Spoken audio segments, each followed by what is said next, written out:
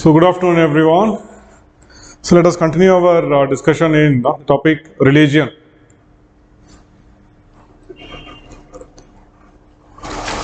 So we had a lengthy discussion about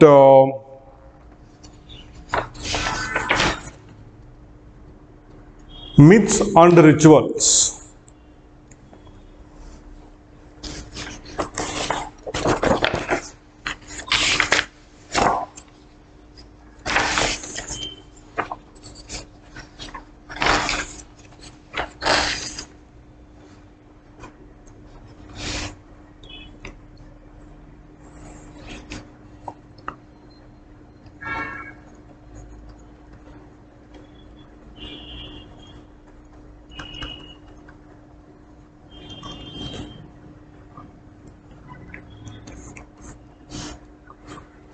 Where we have discussed about what is a myth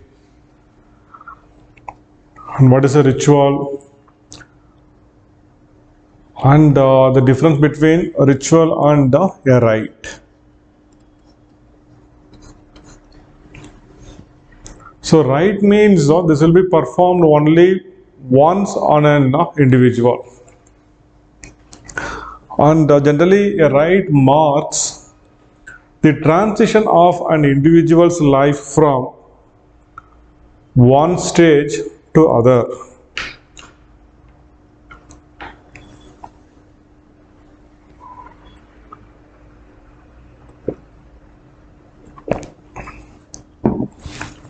So yesterday we discussed about the rite de passage.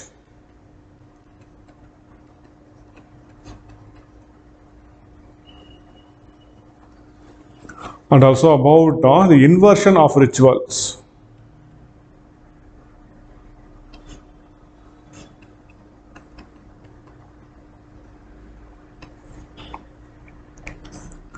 Inversion of rituals. So hope you are comfortable with the topic. So now let us move on to the next topic, that is sacred and the profane.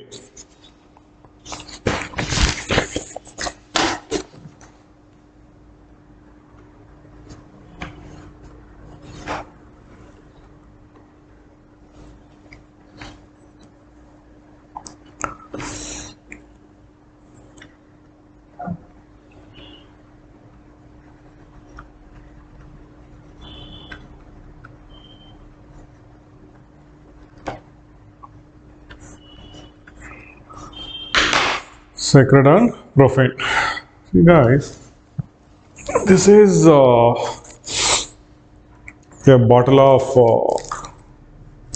water, Aquafina. Okay, water is something very much essential for our survival, we know. Okay, you can drink this water.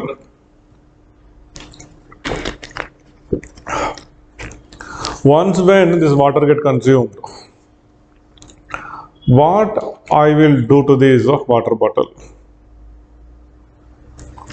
I will crush it or I will kick it using my feet, correct?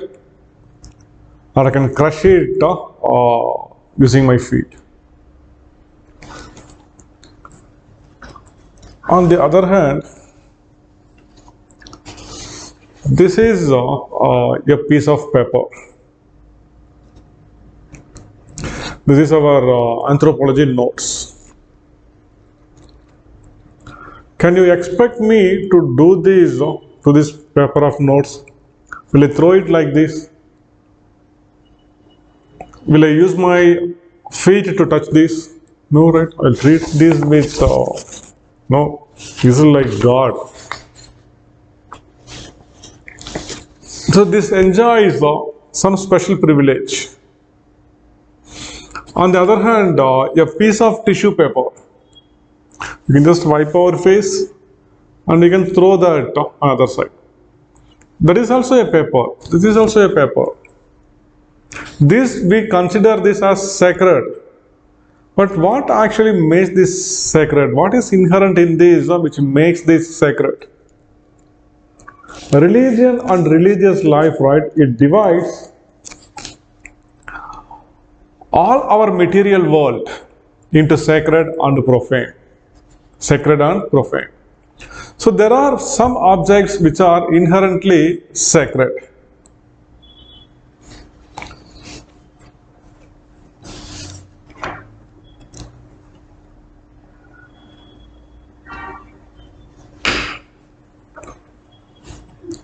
Lord Venkateshwara, for Hindus, for most of the Hindus in South India, Lord Venkateshwara is an ultimate deity, a very big, he's unusually sacred.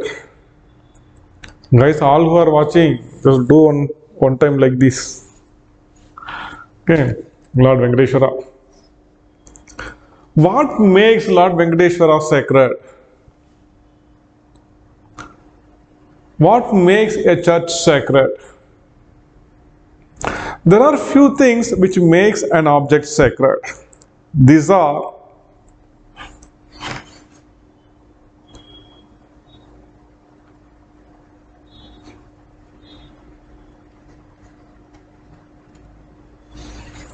special prohibitions, special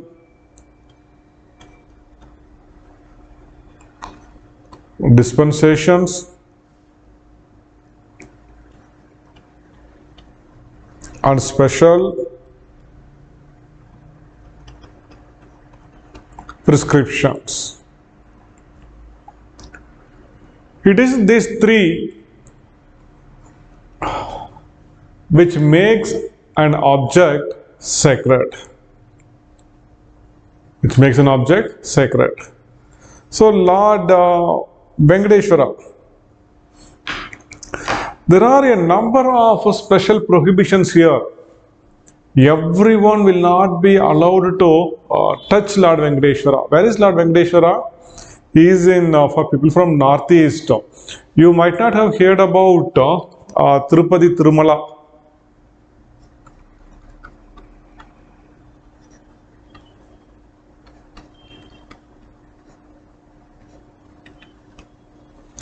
I don't know you guys will believe this or not. Once I went to Tirupati Tirumala. There is one VIP darshan at 5 o'clock in the morning, but we reached late at 6 o'clock, so we couldn't make an entry. All few of my friends who came there, they went at 5 o'clock, and they finished the darshan and they came out by around 8:30, 9 o'clock. We met them, we said, no man, next VIP darshan will be there on next day, 5th only, so we cannot wait until then. Just join the general queue, go and watch, go and make a darshan and come back. The entry ticket for that is 300 rupees. We just went there, got the tickets, and guess how long we were there in the queue? We were in the queue for 8 hours. In between, they'll provide us food. You can sit and relax there in the queue. And there are few huge chambers where they will keep us and they will lock us. But they'll provide good food. You can eat there. This is nothing for Lord Venkateshwara. There are number of stick tales which says that people, right, they cannot carry mobile phone inside. I still remember one of my friends saying that was an auspicious day. They entered. They were locked inside for more than 30 hours. They just went there and they just entered the queue and they came out of the darshan after one day, after one full day.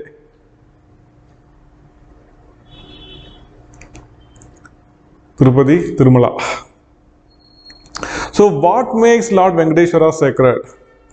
There are a number of special prohibitions. Everybody will not be allowed to touch Lord Venkateshwara. Only few highly qualified priestly class people, right? They'll be allowed to go near Lord Venkateshwara. They'll be allowed to do the cleaning work, decoration work, everything. There are a number of special dispensations. So what you are going to do with Lord Venkateshwara? Nobody is allowed to, not everybody is allowed to touch Venkateshwara. There are a number of special prohibitions. There are special dispensation also. For example, Lord Ganesh. There is a myth that if you keep Lord Ganesh idol in your home, daily you need to provide him with a lot of snacks to eat. So that's why in South, I think throughout India they have this tradition. So for Ganesh Chaturthi, when they celebrate the festival for Lord Ganesh, 3 days they will keep the idol of Lord Ganesh in their home. After the third day, they will carry that and they will throw it into a lake or into some water body. Special dispensation. So what you are going to do with this sacred object? And there are also a number of special prescriptions. Special prescriptions. For example, as I told you for Lord Venkateshwara, on a particular day, how many types of puja will be conducted? Early morning, they'll start with Suprabhata puja, for which, right, there will be altogether a different type of decoration, a different food offered to the god, different type of garland which are made to wear on Lord Venkateshwara. They keep changing this. There are number of special prescriptions. Now can you understand?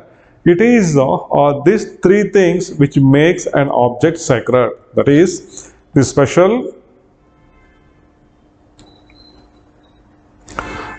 prohibitions, special dispensations, and special prescriptions.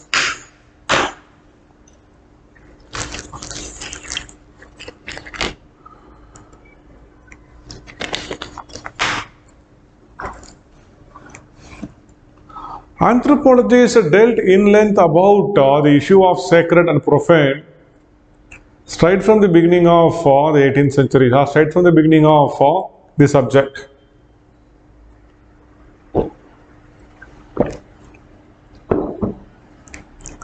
Emile Durkheim is a great French sociologist, but we can also include him as an anthropologist.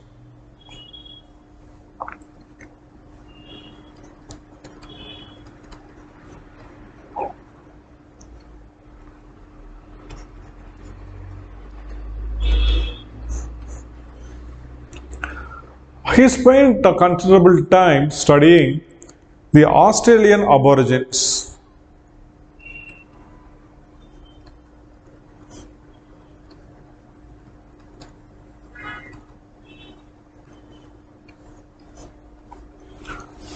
The Australian Aborigines. So we say Aborigines, many say that Aborigines or Aboriginal itself is an offensive term. Please do not use this. So by Aborigines, right, we refer to the native people or the tribes. And he noticed the practice of totemism.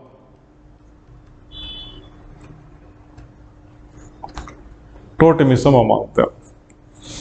So here he was very much confused about what actually makes an object sacred. Suppose if they consider a snake as the totem, say a cobra.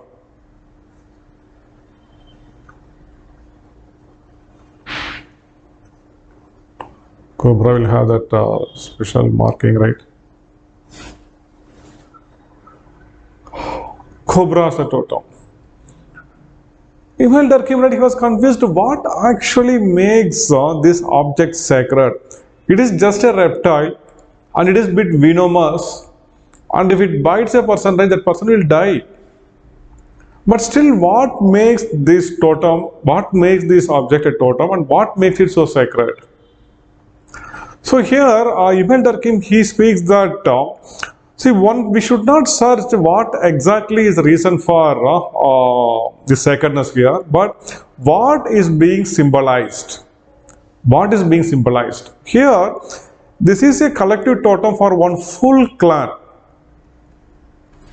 For this full clan, right, they have a totem, and the totem is a snake. Here, the people in the clan, By worshipping this totem, every single individual here, by showing the reverence towards the totem, by worshipping the totem, indirectly they are worshipping their society. Their society. So it creates some sort of group feeling. So by worshipping the totem, they worship their society. So what it symbolizes here is, here the totem is for the unity of the people.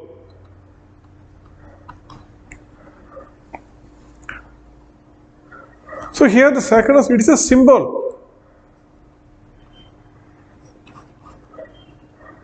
It's a symbol.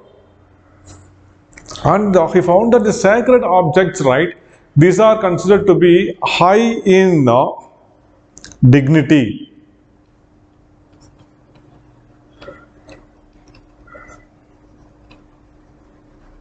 Superior in dignity when compared to that of profane things.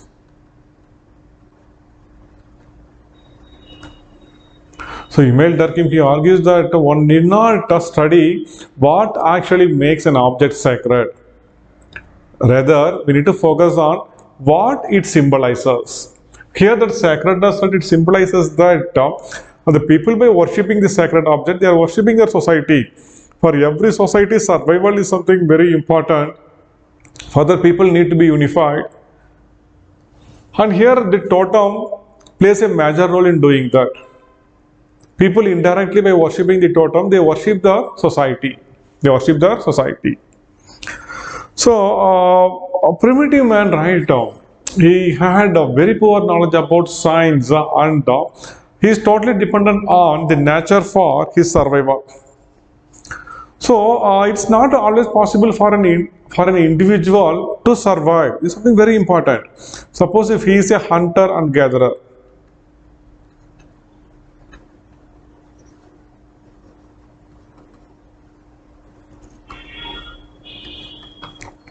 If he is a hunter and gatherer, is it possible for an individual to live alone carrying his bow and arrow? Is it possible for him to live alone? No. For his survival, right, hunting is, a single person cannot go and hunt an animal. They need to go in a group and they need to hunt.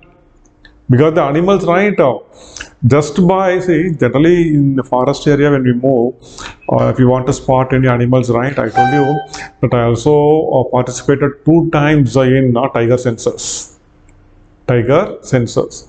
So early morning, right, morning around 5:30, we'll start our census work. So one forest jeep will take us and they will drop us in some remote corner of the jungle. From where, right, there will be one prescribed path where we need to walk, where we'll be making some note about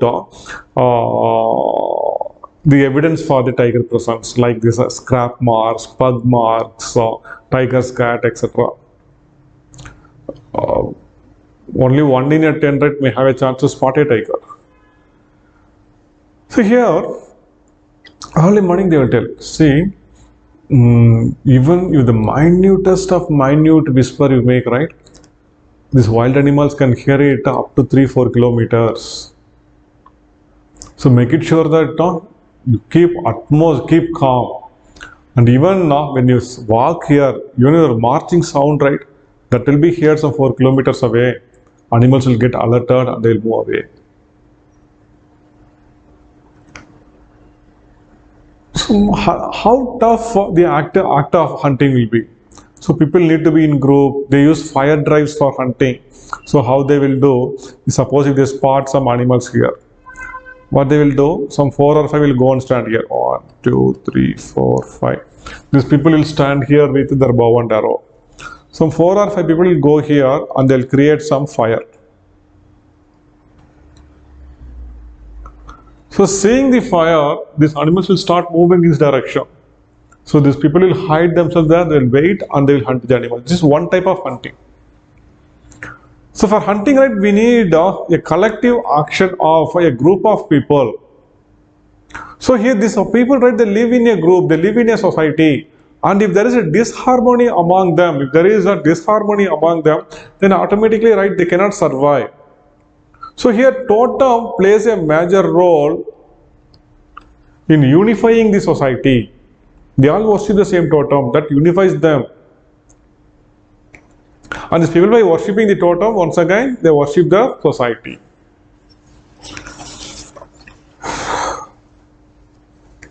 So Emile Durkheim, he argues that according to Emile Durkheim,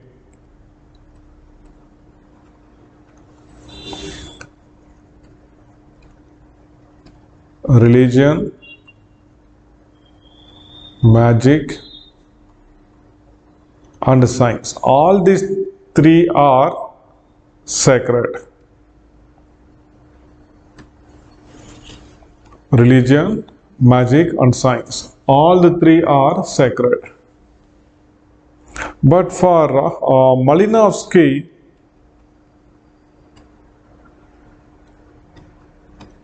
only religion and magic are sacred and science is profane.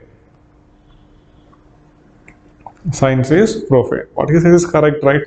Science deals with law. One cannot expect something sacred in science. Okay, fine.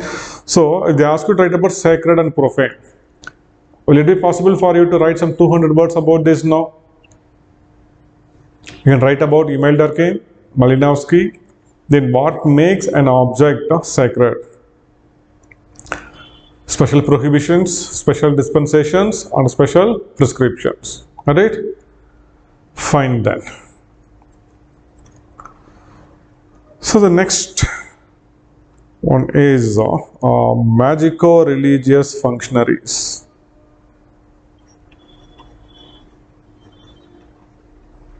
This O is missing in your notes, note it down. Magico-religious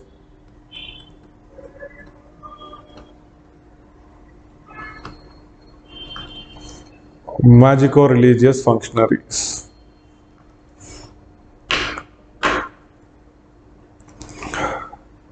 When we consider both magic and religion as sacred, there are a number of sacred people who also deal with this social institution, this religion. So in our day-to-day life, we can encounter a number of these magico-religious functionaries who perform a variety of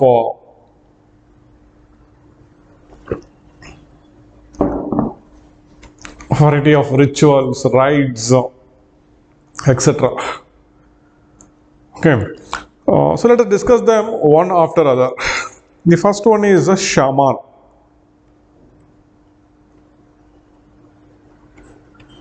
I will show you a picture of a shaman.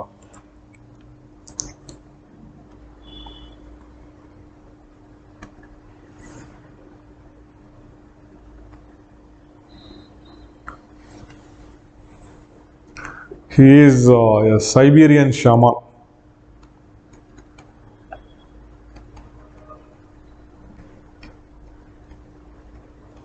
In fact, a shaman itself is a Siberian term which got originated from the Tungus region of Russia, that is Siberia. I hope guys you know where is Siberia. Shamans, right, they are part-time specialists.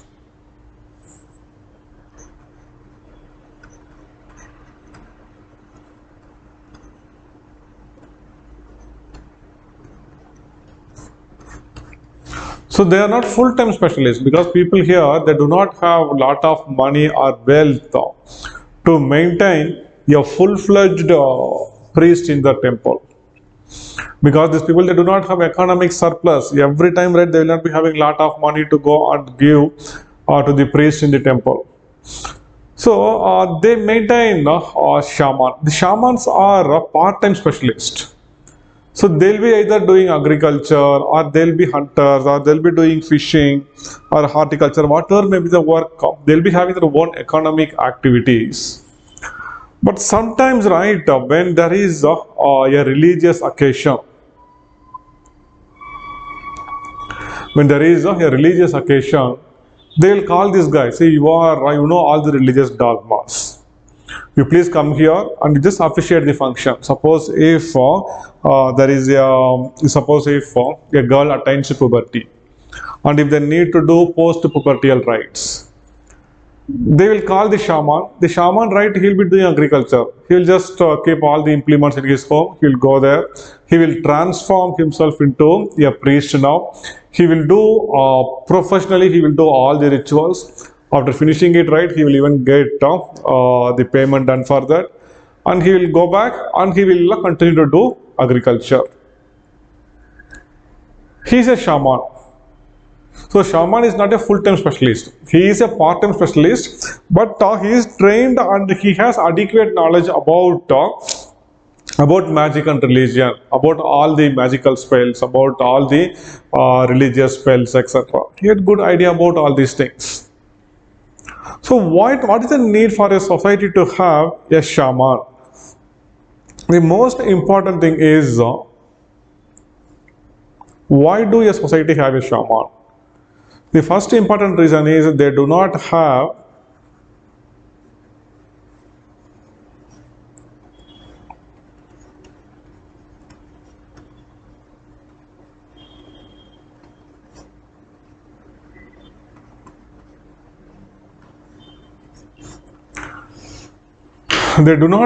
economic surplus.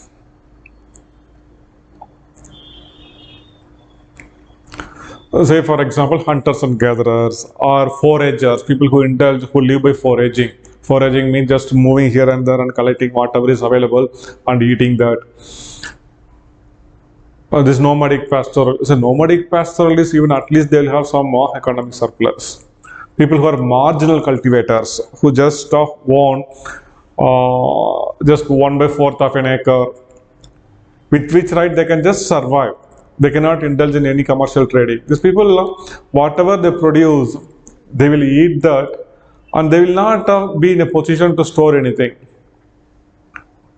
So when they do not have economic surplus, then they will not have regular money or regular finances to support a priest.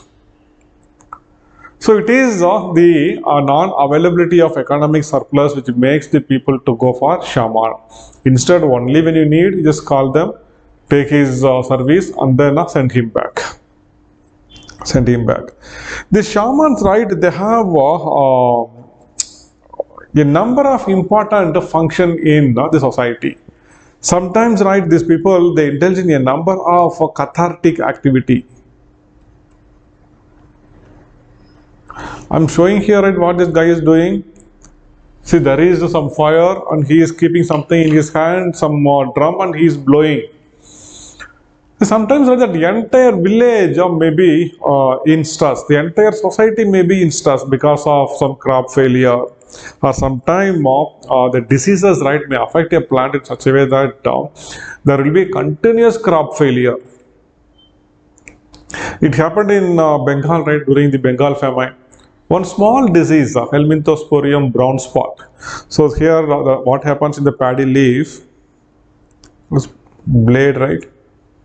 The paddy leaf, paddy means rice crop, right? Small spots, black spots will start occurring on the leaf blade. These are because of some bacterial activity, and this very seriously affects the photosynthetic capacity of this leaf. As a result, the plant will become unhealthy. The panicles will come, but it will not mature and rice grain. There will be no rice formation. That grain formation will not be there. So the crop failed again and again, and it created a huge famine. But remember, during the time of Bengal famine, still there was adequate resource of food grains available in the other part of the country.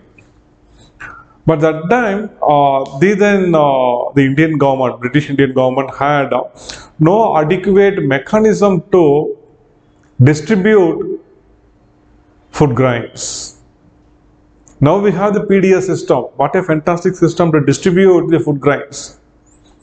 Now, food produced in some corner of the country reaches the nook and corner of the country largely because of this PDS system, public distribution system. But during that British time, we didn't have the system. But even before British could think about distributing the food grains from the other part of the country to this region, situation reached a very pathetic condition, and close to around 20 million people perished because of this famine, the Great Bengal famine. That very seriously damaged the image of India. See here. Now, there may be a village where, because of crop failure, that entire society, that entire village, right, may have some panic, and they may not be in a position to live peacefully. During this time, right, this shamanic activity, the shamans, what they will do, they will start performing. And for 1 hour or 2 hours, right, they'll raise the flame, they'll sing a number of songs, they will do some spells, some rituals. Vedic spell, spell, spell, that means some chanting. Okay, and sometimes he will go into trance.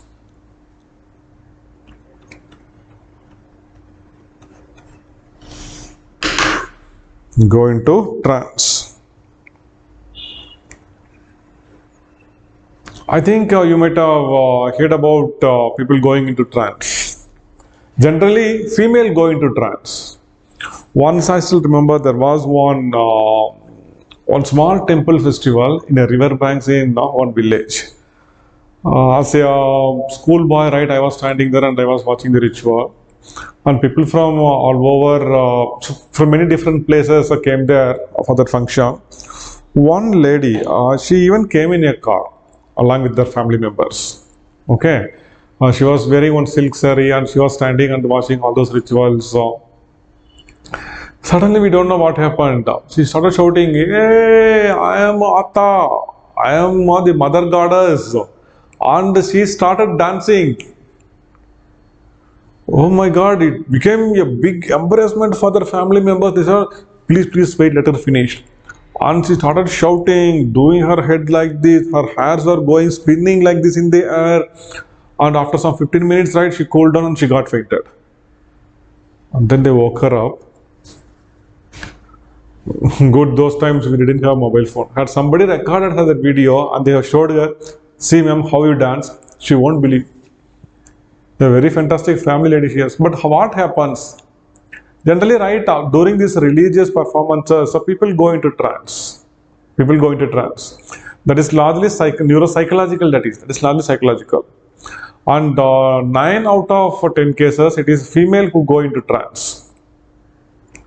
Here our shaman also, right, he will go into trance, and all these activities, right, because of these, people who are watching the performances, at the end they'll feel, oh my God, the shaman had did a very good activity, a very good performance. So I'm sure all the pests and diseases will vanish from our crops, and from the next crop, our crop will be a success. The shamanic activity restores confidence in the minds of the people. So sometimes the entire society may be reeling from lot of pressure, and the shamanic activities brings them back confidence and rise their morale. Okay, fine. I have mentioned about the Huron shamans of Canada. Shamans are there throughout the world. Throughout the world we can find shamans. Even in the United States of America, South America, North America, Canada, even in Europe, right, we can see shamans. I have mentioned about the Huron shamans in Canada.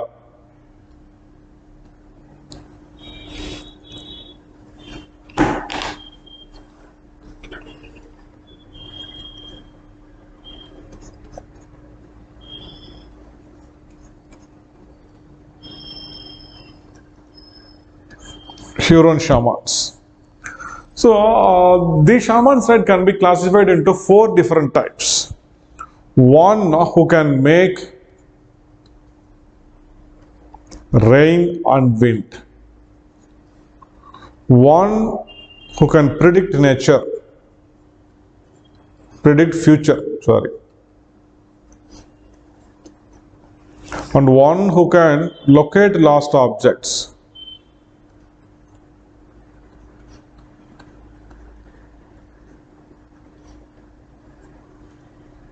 And one who can cure sickness.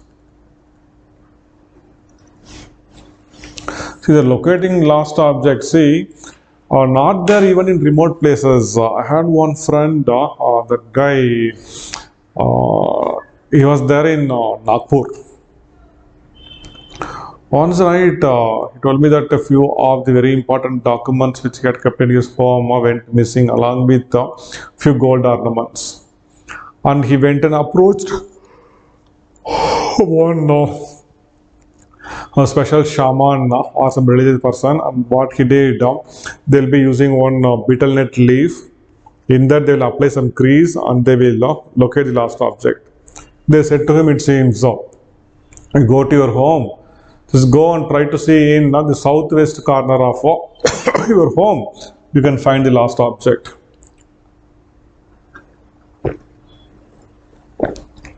And exactly it happened, it seems. He managed to find it in a godown, which was located in the southwest corner of the home, it seems. But sometimes what they will do, they also have some idea to locate this thing. What they will do, they'll be doing it. There will be a number of people who will be watching this. Everyone will be watching what he is doing in this betel nut leaf, and this guy will be watching the people. Just by looking at their face, right, you can identify, yeah, he is the culprit. Then they will point from your home, okay, go and look at 30 meters in the southwest, you can find your lost object. Shamans also do this work. And I also mentioned about few shamans in the coastal inlet communities in South America. What is that coastal inlet communities in South America?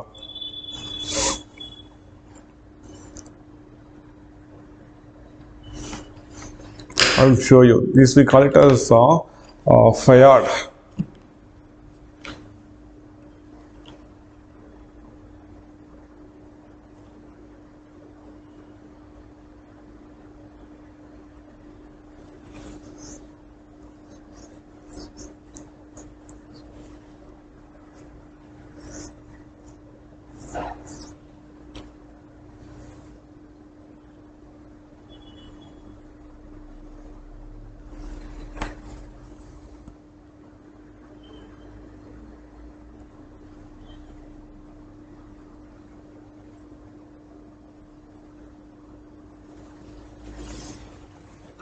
Can you look at the coast of South America?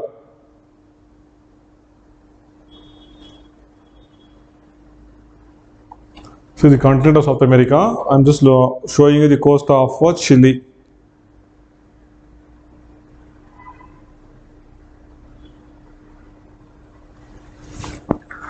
See how the coastline is. This we call it as the coastal inlet, and there are a number of primitive people who live here, where they live by fishing. So these sheltered water bodies, these are very good areas for fishing. Here we have a number of shamans, and what the shamans used to do, they every year, right before the starting of for the fishing season,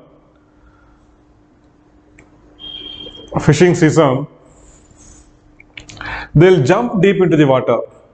They'll go to the floor of the ocean, where they will persuade the sea goddess for one more year of a plenty catch of fish. Okay. E.L. Chirmang is asking, when people go into trance, what happened to their consciousness? I'll tell you, man. See, if they really go into trance, they will lose their consciousness. They'll be in a different subconscious stage, and altogether they will lose their consciousness. But there are few notorious elements in villages. They'll pretend as if they are in trance, and they'll use that opportunity to hurt others. They'll use that opportunity to hurt others. So what they will do, even now there is one one particular, it's not a ritual actually, one particular observance in South India. So there is one festival called as a Mayana Kollai, they call it as a Masana Kollai. There, right, the temple priest, what they will do, they will carry fire in one hand and a big sword in one hand. And the night during 12 o'clock, right, from there they will run to the burial ground. And where, right, they do some special ritual among the dead ones and they will come back. There is a belief that when the priest carries that fire in their hand and sword in the other hand, and when they run toward the burial ground, anybody who comes in front of them, right, he can kill them, or he'll be killing them. So they used to say, even now, people fear this particular activity. Some people, they pretend as if they are in trance and they will use it for a variety of malevolent purposes. But really, if someone goes into trance, they will lose their consciousness. Guys, are you comfortable with the term shaman? So shamans are part-time specialists. Most important thing, they are part-time specialists. And shamans are found in society which are not capable of producing economic surplus. Next is a priest.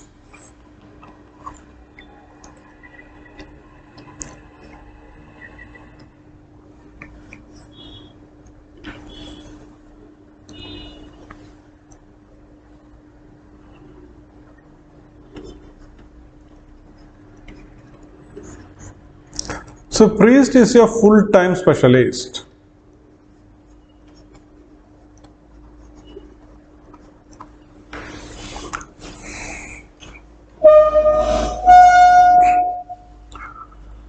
Priest is a full-time specialist. Priests are right. So priests are found in societies who produce large-scale economic surplus.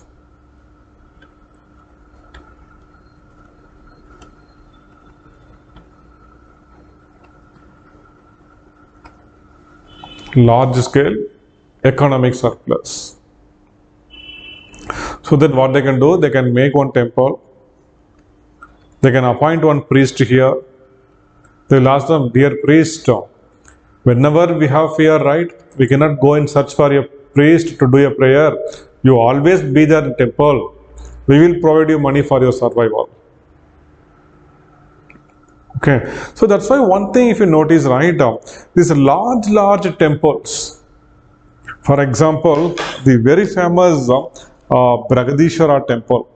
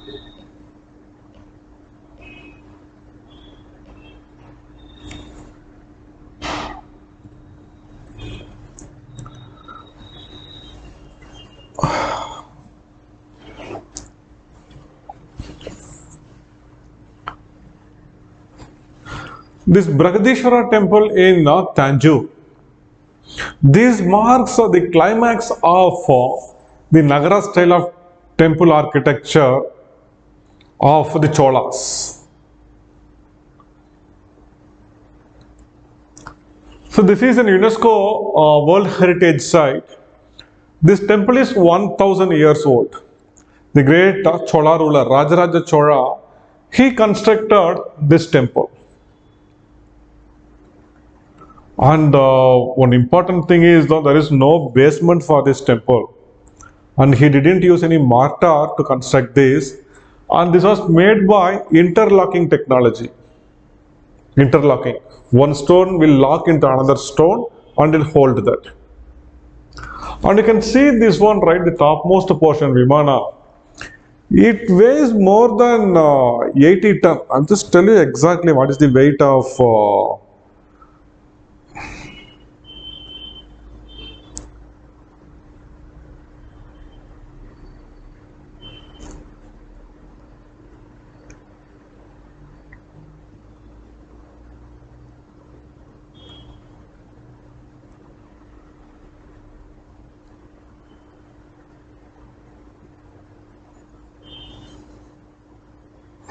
Approximately they say it is 80 tons.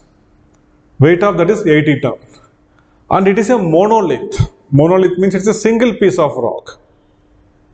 Now many refute that it's not a single piece, but there are two pieces instead.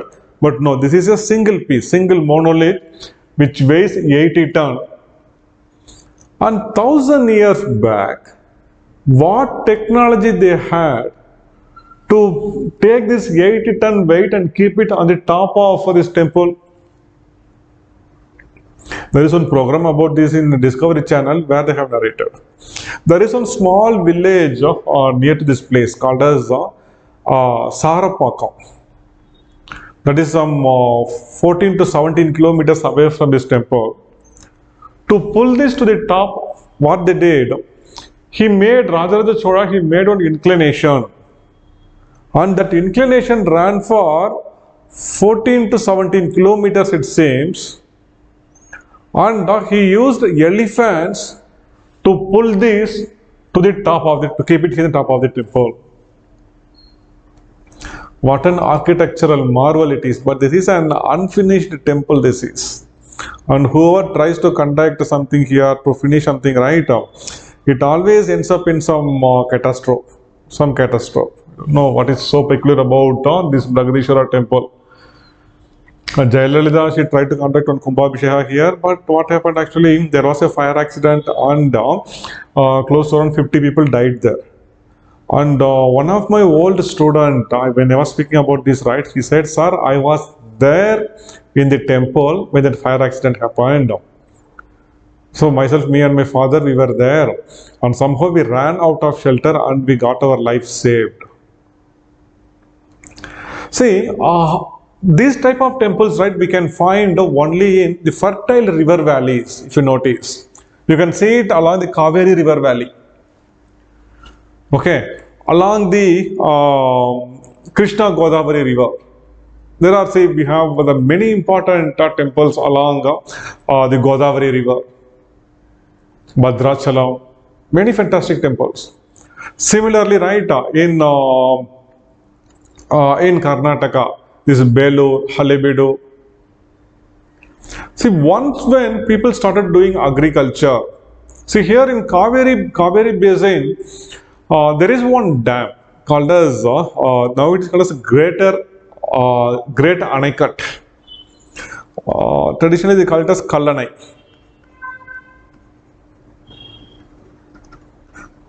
This dam was constructed in 2nd century AD. And still it is in use. This is one among the oldest civil structures which are still in use.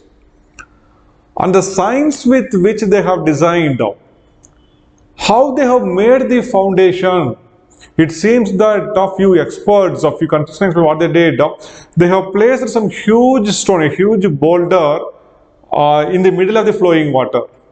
And they found to what depth that stone went inside because of the moving water. They have made number of calculations on the location of the dam. Even now scientists say, even 50 kilometers that side or 50 kilometers this side, we cannot make a dam. Because that will submerge the entire nearby area. And exactly right, they have placed it in such a way, see, they have the dam here, the river flows here, and the surplus water from the dam will be diverted to one lake. If this gets filled, it goes to other lake and then to other lake. Few thousand years back, they have planned this. So now in this region, there is too much of agriculture activity. There are too much of agricultural production and the surplus produce. And it is the surplus which made the king to construct such huge temples. And once when the temples are constructed, then there will be a large scale endowment of land. So close to around some 50 to 100 acres of land will be endowed to the temple. And the entire management of the temple will be left to the priest here, and who will be managing the land also. Now with all those wealth, is there any need for the priest to think about any other occupation? No. Single-handedly, single-mindedly, he can devote his entire life for the temple and the god inside. So keep this in mind. Priests are found in society where people manage to produce large economic surplus.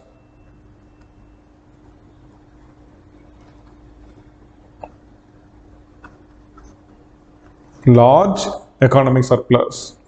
Then priesthood, right? One need to get trained under a specialist. So there is a period of probation where a person will be taught about all the religious dogmas, rituals, etc., observations, etc. Then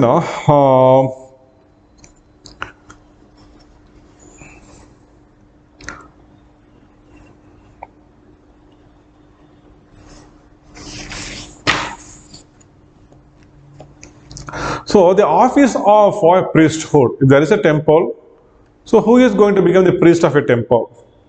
So the office of the priest, right, it can be obtained by political appointment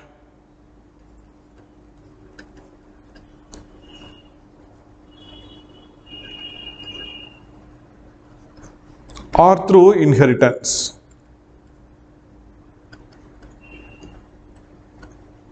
Political appointment or through inheritance. A king may appoint, yeah, your holiness, please you be the temple priest of this big temple which we have constructed. Got it? Okay. So the next magic or religious functionaries is sorcerer. You can club both of them together, sorcerer and witch. Both of them indulge in malevolent activities. They are not going to do good actually. They have number of magical powers, and using the power, what they are going to do, they are going to harm the people. Most of the time they both indulge in black magic.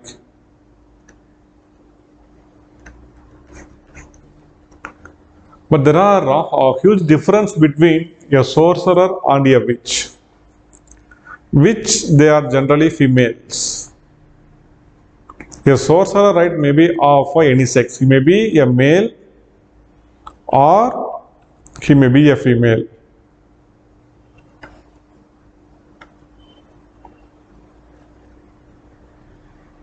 See a sorcerer. He is a sorcerer. A witch.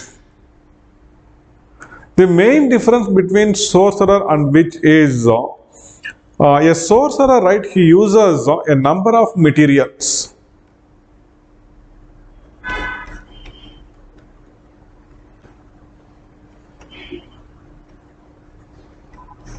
It's a number of materials, like it may be a skull,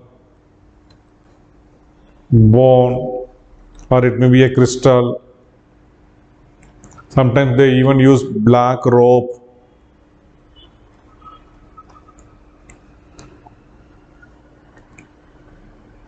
Sun-fried rice they also use.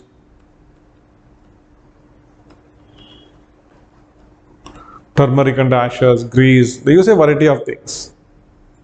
And they'll have a place where they'll sit and operate. And during their performances, right, they use all the materials. So it is always easy to prove that somebody is a sorcerer. And if people find him indulging in lot of black magic, sometimes he may be killed. On the other hand, witches, right,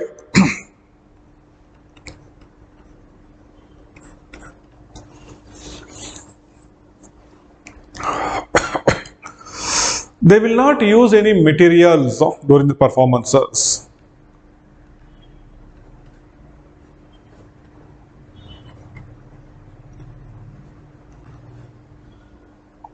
So here, their activities will be in the form of thought and emotion.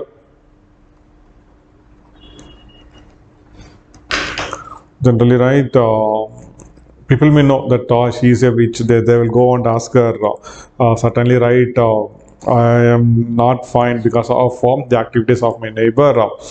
Can you help me in doing some black magic against that guy? Some black magic against that guy. So she will say, okay, evening by around once in sunset, so you come to my home. Let us do some black magic. So until then, right, she may look like a normal woman. And that moment she goes, or 6 o'clock, right, when she goes there, she will look like a demon. I showed you one picture, right? See this, how terrific she is looking. Okay, she will transform herself into like a ghost-like character, and right, she may create some yagna, some fire, and she'll say there'll be lot of spells and rituals, and it will be in the form of thought and emotion. She'll shout, she'll weep, she'll do everything. After some time, right, almost she'll go into trance while doing all the performances. Then she may become normal after some time. And once when she discards all her special makeup, she will become a normal woman. Here, she will not be using any materials. So always right, there will be a witch hunting, but most of the time witch hunting will fail.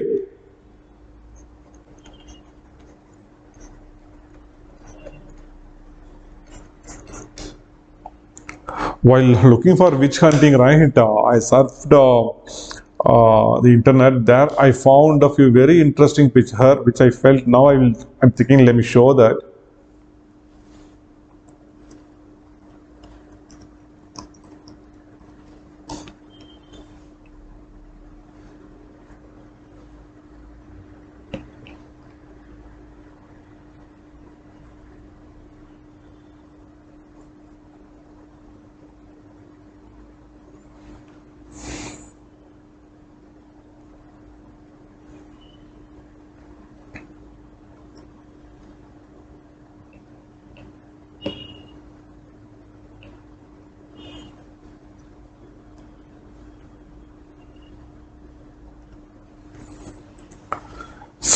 State level consultation on witch hunting, organized by Assam Mahila Sam Society, Mahila Samkhya Program of Government of India, Venue Indian Institute of Bank Management, Jawahar Nagar, Khanapura.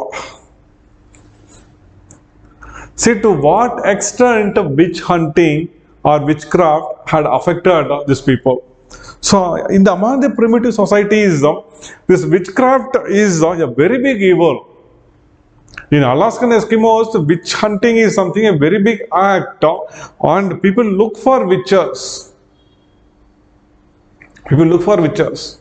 Most of the time, they identify a witch, they will kill them because they consider when there is a crop failure, it is because of a witchcraft. If a girl after marriage, if she couldn't conceive, they think it is because of a witchcraft. If there is a flood, it is because of a witchcraft. If there is a drought, it is because of witchcraft. So witchcraft is one big evil practice which is found among or which haunts most of the people in the primitive societies. Next, I didn't mention anything about the medicine man, but you can just make some note, a simple note about the medicine man.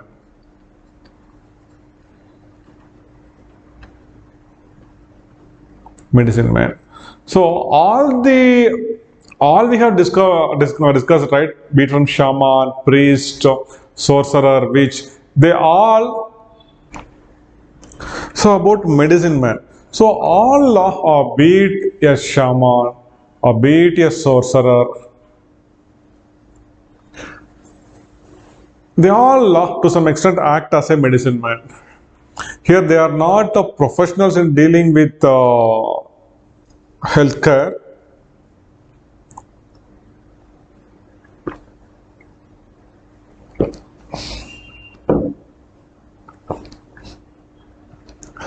Still, they will be having a lot of adequate idea about some prescription. At the same time, it is their cathartic activity. Just note this one alone below the medicine man. Cathartic.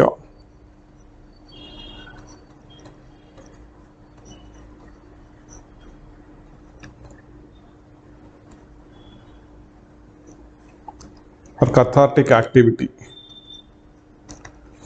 When people become sick and when they reach a medicine man here, he may be a shaman, he may be a temple priest. So what they will do, they'll collect a lot of neem twigs.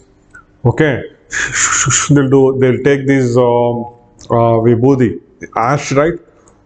They will blow it, they will make some huge noise, they'll rise fire, and sometimes they'll go into trance and they'll do some spells. So most of the ailments, most of the diseases are psychosomatic. If you think, you will get some diseases.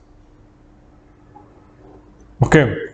So sometimes, right, this cathartic activity may create some psychological cure to few diseases, but they will not be in a position to cure cancer and all. But to some extent, right, a small minor ailments they will be in a position to cure, largely, right, by the cathartic performances and some small herbal prescriptions.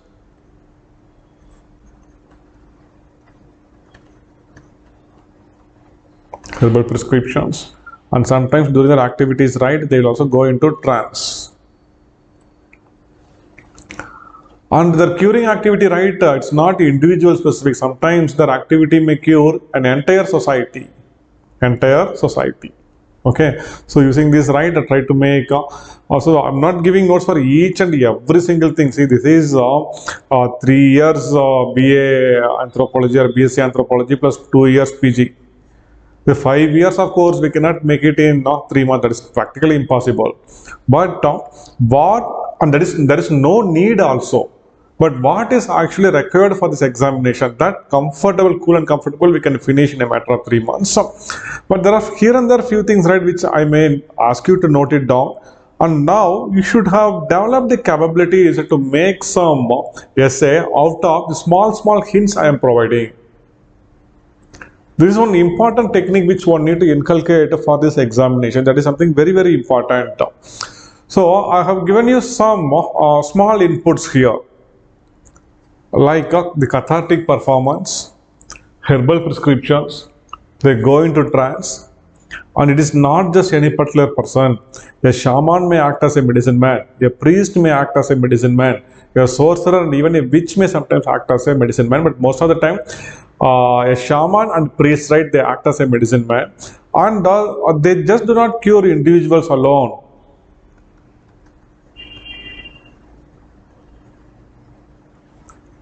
Sometimes their activity may cure an entire society who may be suffering from stress and anxiety. So using the small inputs which I have given, can you make one small essay for 150 words? Please try to write one small essay about medicine man. Medicine man, okay. So next week we'll be having our first test. Our first test in anthropology.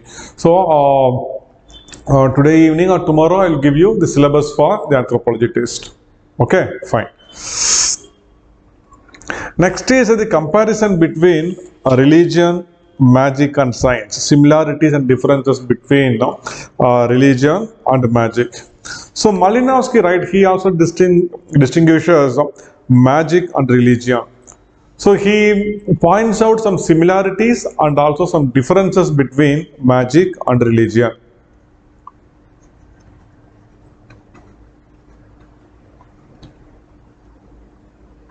So E.L. Chirmang, I'm asking you, E.L. Chirmang or Smith Joshi, and even Sujishmita Paul, you can also tell me.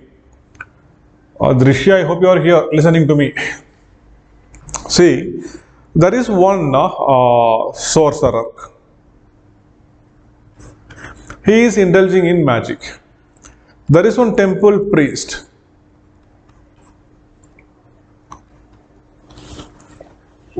Will you have any respect for him? Or will you have any fear for him? People generally fear a sorcerer and they give respect to a priest. So most of the time, right, see, I have mentioned number of similarities first. Both magic and religion, right, it arises out of some emotional stress or a felt crisis from a realization that the man's control over the universe is very much limited. Man's control over the universe is very much limited. Sometimes, let's see, did anybody expect that Chennai city will get flooded in the way in which it happened in the year 2015? I still remember one of my friend, he went to my friend's home for dinner. It was raining so badly, so badly. He parked his car and he said, "No, I don't think I'll be in a position to drive now." So he said, "Okay, I don't have any work. Tomorrow morning I will go." He parked the car and he slept there itself. Next day morning he woke up to see, oh my God, where is my car? That car got submerged in the water. So we have our public works department there, Chennai Metropolitan Corporation there. Still, they couldn't manage this catastrophe. They couldn't manage this event. The entire city got flooded. Oh my God, next 3-4 days, how horrible life have become there. So the felt crisis, right, it makes people, oh my God, now hereafter it is left to God. It's God who need to save. People go to magic, both to magic as well as to religion, for the felt crisis, for the felt need, and when they feel that their ability to have control over the universe is very much limited. Very much limited. Okay, so both magic and religion have their own myth, their miracles, their taboos, and other observances. But there are a number of differences between magic and religion. See here, magic is characterized by limited technique and it is largely a practical oriented.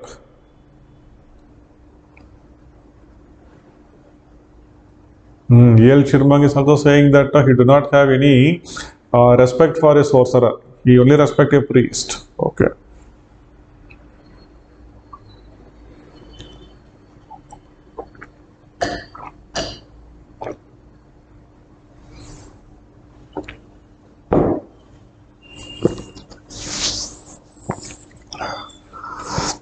So magic, right, it is practical oriented. They do it only for some purpose. Suppose if there is a continuous drought, if it is not raining, then what the Zuni Pueblo do? Zuni.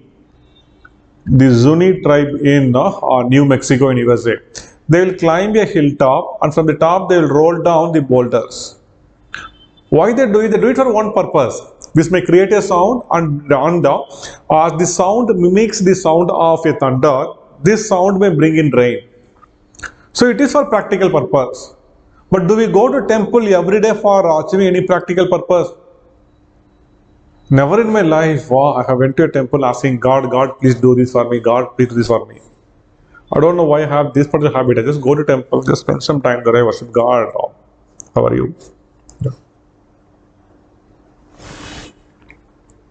Because I know He cannot give anything. But He is capable of observing the stress and anxiety. That is sufficient. That will allow us to live. Okay. See here, we will not go to temple every day for some practical purpose, saying tomorrow it should rain. God, bring rain tomorrow. God, I don't know, the privilege is going to be very tough. Can you bring some questions in my dream? So religion is not totally practical oriented, but magic is totally practical oriented. Magic, right, it rests on simple efficacy spells actually. But religion, right, it has its own myth, it has a prolonged code, codified way of practices. So religion is a bit a large subject, but magic is not like that. So the magic, right, sometimes it involves a coercion. Okay, threatening, what they will do, go and try to inform that person through him that we are doing magic on him. So try to create some fear. But in religion, right, we do not deal with this thing. See, magic deals with both positive and negative things. That is both benevolent as well as malevolent things. But religion deals only with benevolent activities. Nobody will go to a temple and stand before Venkateshwara, I just stood there in the queue for 10 hours. Please make it sure that my neighbor will not prosper. Nobody will go and do this in a temple, right? So temple is filled with only positive energy. That is not the case with the magic. Then say religion, right, here there is no element of secrecy in religion.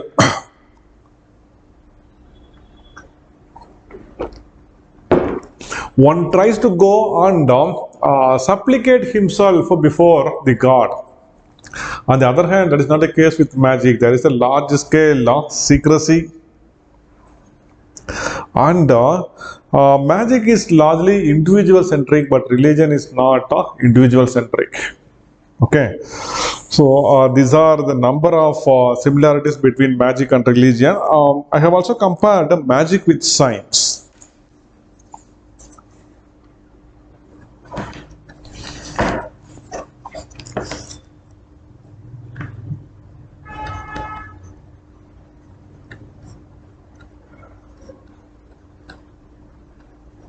There are a number of similarities between magic and science. So both tries to manipulate nature for the benefit of human beings. Both try to manipulate. But in science we have a correct set of laws.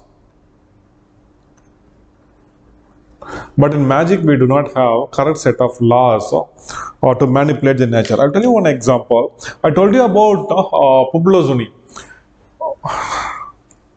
Pueblo Zuni of New Mexico. When there is a prolonged drought and when it is not raining, what these people will do, they will, I told you they will climb the hilltops, and from there they will roll down the boulders to imitate the situation to produce a rainfall. So on the other hand, what people will do in science, so if there is a continuous drought, then they know how to do cloud seeding at least. There are few chemicals which if they carry and if they spray it over the clouds in the sky, things may condense and it may give some rainfall. Potassium iodide, sodium chloride, they use for cloud seeding. Okay, so both tries to manipulate nature, but in science we have correct set of laws, and in magic we do not have correct set of laws. In magic, right, they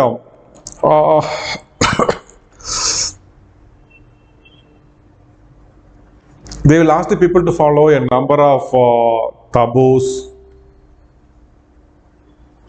They will ask the people for fasting. All the things are not here. Okay.